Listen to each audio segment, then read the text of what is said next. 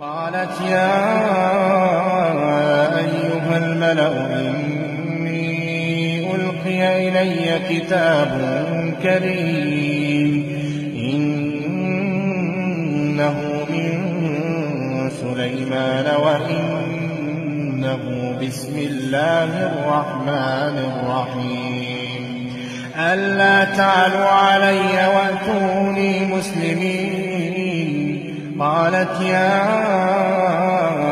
أيها الملأ أفتوني في أمري ما كنت قاطعة أمرا حتى تشهدون